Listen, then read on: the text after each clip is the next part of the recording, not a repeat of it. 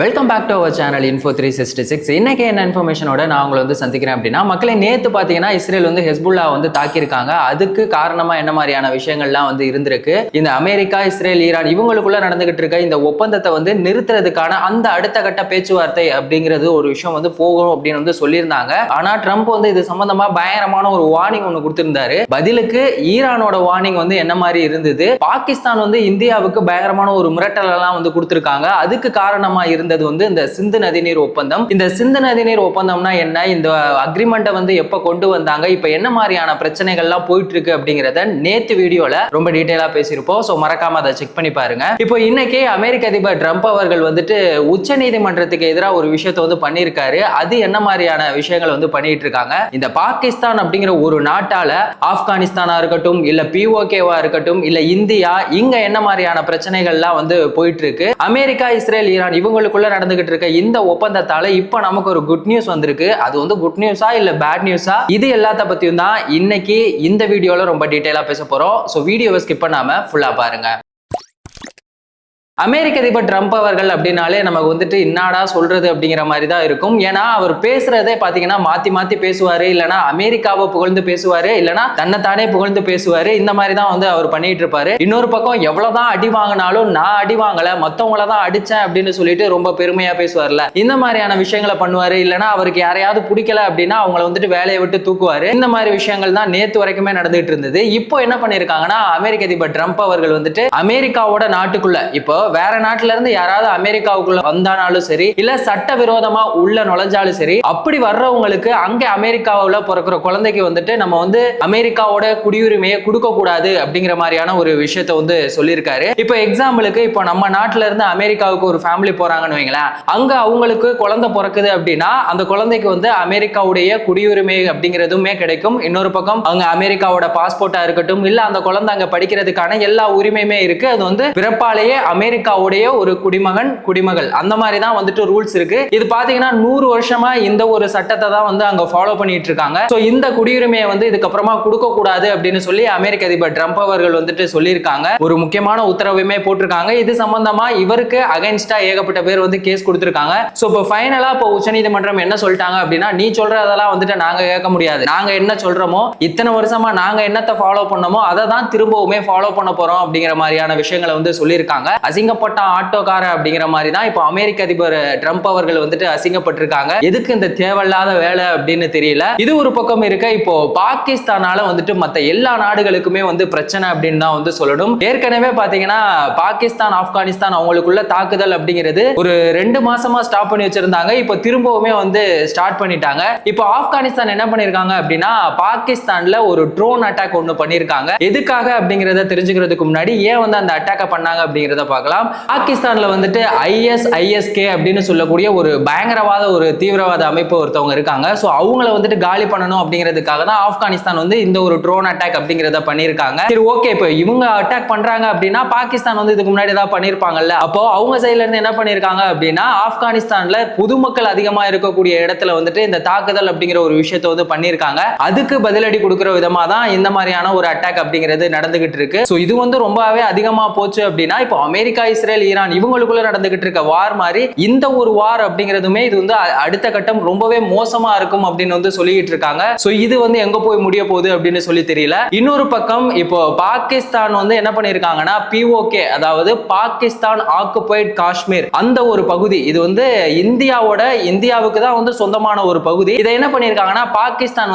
வலுக்கட்டாயமா அவங்க ஆக்கிரமிச்சிருக்காங்க. சோ அங்க இருக்க மக்கள் பாத்தீங்கன்னா இப்ப 20 நாளைக்கு மேல போராட்டம் பண்ணிட்டு இருக்காங்க. அவங்களுக்கு அடிப்படை வசதிகள் எதுவுமே கிடையாது. தண்ணீரா இருக்கட்டும், இல்ல கரண்ட் வசதி, சாப்பாடு, எந்த ஒரு வசதியுமே இல்லாம அங்க இருக்க மக்கள் ரொம்பவே கஷ்டப்பட்டுட்டு இருக்காங்க. பாகிஸ்தானுடைய கவர்மெண்ட்டை எதிர்த்து அவங்க போராட்டம் பண்ணிட்டு இருக்காங்க. இன்னொரு பக்கம் அவங்களுக்கு கிடைக்க வேண்டிய உணவுகள் எதையுமே என்ன பண்றாங்கன்னா, இந்த பாகிஸ்தான் கவர்மெண்ட் கொடுக்காம அந்த அளவுக்கு ரொம்பவே டார்ச்சர் பண்ணிட்டு இருக்காங்க. இப்போ ஃபைனலா POK அவங்க சைடுல இருந்து சொல்றது என்ன அப்படின்னா, நீங்க இந்த மாதிரிலாம் எங்களை இவ்வளவு டார்ச்சர் பண்ணீங்க அப்படின்னா நாங்க ஹெல்ப்புக்கு இந்தியாவை கூப்பிடுவோம். இந்தியா உள்ள வந்தாங்க அப்படின்னா உங்களோட நிலைமை வந்து ரொம்பவே மோசமாயிரும் அப்படிங்கிற மாதிரி வந்து சொல்லியிருக்காங்க. சோ இதோட அடுத்த கட்டம்லாம் எப்படி இருக்கும் அப்படிங்கிறது தெரியல. சோ பொறுத்திருந்து பார்ப்போம். இன்னொரு பக்கம் நேத்து கூட நம்ம பேசியிருப்போம் இந்த சிந்து நதிநீர் ஒப்பந்தம். இது சம்பந்தமா இப்ப பாகிஸ்தான் என்ன பண்ணிருக்காங்க அப்படின்னா வந்து ரொம்பவே புலம்பிட்டு இருக்காங்க அப்படின்னு தான் வந்து சொல்லணும். என்ன சொல்லியிருக்காங்கன்னா, இப்போ இந்தியாவுக்கும் பாகிஸ்தானுக்குமே பாத்தீங்கன்னா இது வரைக்குமே 4 டைம் வந்து போர் நடந்திருக்கு. அந்த 4 டைமே வந்து இந்தியா தான் ஜெயிச்சிருக்காங்க. அது வேற விஷயம். ஆனா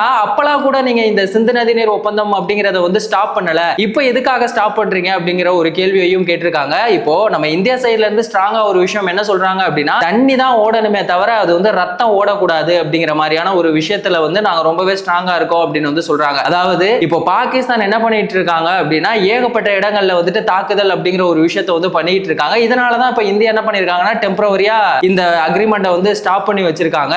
இப்போ பாகிஸ்தான் சைடுல இருந்து சொல்றது என்ன அப்படின்னா, எங்களோட தெற்கு ஆசியாவில் 200 கோடி மக்கள் இருக்காங்க. சோ தண்ணி இல்லாம நாங்க வந்து ரொம்பவே கஷ்டப்பட்டுக்கிட்டு இருக்கோம். சோ எவ்வளவு சீக்கிரம் இந்த அக்ரிமெண்ட்டை திரும்பவும் கண்டினியூ பண்றதுக்கு இந்தியா வந்து முன் வருவாங்க அப்படிங்கிறதுல அவங்க வந்து ரொம்பவே வெயிட் பண்ணிட்டு இருக்காங்க. ஆனா இந்தியா வந்து ரொம்பவே ஸ்ட்ராங்கா இருக்காங்க. இந்த அக்ரிமெண்ட்டை திரும்பவும் கண்டினியூ பண்ற மாதிரி இல்ல அப்படின்னு சொல்லிட்டு இன்னொரு பக்கம் இந்தியா சைடுல இருந்து என்ன சொல்றாங்க அப்படின்னா, பாகிஸ்தானுக்கு ஏற்கனவே கிடைக்கக்கூடிய தண்ணியோட அளவை வந்துட்டு இன்னுமே வந்துட்டு கம்மி பண்ணணும். அங்க ஏதாவது நம்ம ஒரு வேலையை பார்த்துட்டு அவங்களுக்கு கிடைக்கக்கூடிய தண்ணியை வந்து கிடைக்க விடாம பண்ணணும். அதுக்கான வேலைகளுமே ரொம்பவே தீவிரமா போயிட்டு இருக்கு. இந்த மாதிரியான விஷயங்கள் தான் வந்துட்டு பாகிஸ்தான் அவங்கள சுத்தி இருக்க நாடுகள் எல்லாமே நடந்துகிட்டு இருக்கு. சரி, ஓகே, இப்போ நம்ம நாட்டுல என்ன நடக்குது அப்படிங்கறத நம்ம தெரிஞ்சுக்கலாம். இந்த அமெரிக்கா, இஸ்ரேல், ஈரான் இவங்களுக்குள்ள நடந்த அந்த டீலால நமக்கு ஒரு குட் நியூஸ் வந்திருக்கு அப்படின்னு தான் வந்து சொல்லணும். ஏன்னா இந்த போரால இந்த எரிபொருள் தட்டுப்பாடு அப்படிங்கிறது வந்து ரொம்பவே அதிகமாயிருச்சு. அதுலயும் இந்த ஹோட்டல்ல யூஸ் பண்ற சிலிண்டரோட ரேட் எல்லாம் வந்துட்டு ரொம்பவே தாறுமாறா ஏத்தி விட்டாங்க. எப்பவுமே பாத்தீங்கன்னா 1ஆம் தேதி வந்துட்டு என்ன பண்ணுவாங்க அப்படின்னா, இந்த இந்தியன் ஆயிலா இருக்கட்டும் இல்ல பாரத் பெட்ரோலியம் இவங்கெல்லாம் என்ன பண்ணுவாங்கன்னா,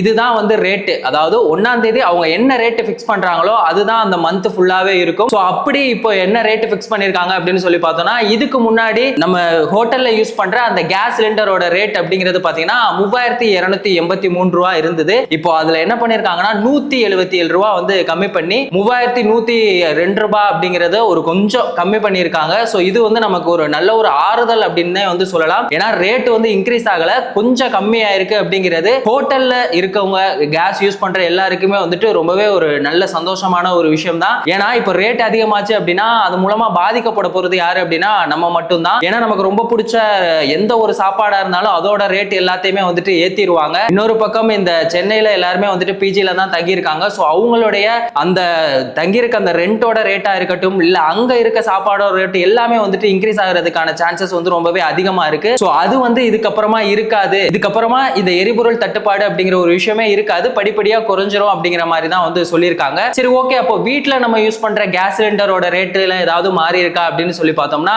மார்ச் மாசத்துல பாத்தீங்கன்னா 60 ரூபாய் வந்து இன்க்ரீஸ் ஆச்சு. அதுக்கப்புறமா ஜூன் 7ஆம் தேதி பாத்தீங்கன்னா ஒரு 29 ரூபாய் வந்து இன்க்ரீஸ் பண்ணாங்க. இப்போ நம்ம வீட்டுல யூஸ் பண்ணி இருக்க அந்த கேஸ் சிலிண்டரோட ரேட் அப்படிங்கிறது பாத்தீங்கன்னா 957 ரூபாய். சோ அதுல எந்த ஒரு சேஞ்சுமே இல்ல, அதே அமௌண்ட் தான் வந்து திரும்பவுமே கண்டினியூ ஆகும் அப்படிங்கிற மாதிரி வந்து சொல்லியிருக்காங்க. சோ இவங்க கொண்டு வந்த இந்த ரேட் கம்மியானதை பத்தி உங்களோட ஒப்பீனியன் என்ன? அமெரிக்க அதிபர் ட்ரம்ப் அவர்கள் வந்து கொண்டு வந்த அந்த உத்தரவை பத்தி நீங்க என்ன நினைக்கிறீங்க? பாகிஸ்தான், இந்தியா, இன்னொரு பக்கம் பாகிஸ்தான், ஆப்கானிஸ்தான், பாகிஸ்தான் POK இவங்களுக்குள்ள நடந்துகிட்டு இருக்க இந்த மோதலை பத்தி உங்களோட ஒப்பீனியன் என்ன அப்படிங்கறத மறக்காம கமெண்ட் செக்ஷன்ல சொல்லுங்க. இந்த மாதிரி எந்த ஒரு இன்ஃபர்மேஷனா இருந்தாலும் அதை 10 நிமிஷத்துல தெரிஞ்சுக்கணும் அப்படின்னா நம்ம சேனலை மறக்காம சப்ஸ்கிரைப் பண்ணுங்க, உங்க ஃப்ரெண்ட்ஸுக்கு ஷேர் பண்ணி சப்போர்ட் பண்ணுங்க. வேறொரு வீடியோல வேறொரு இன்ஃபர்மேஷன்ல நம்ம திரும்பவும் சந்திக்கலாம்.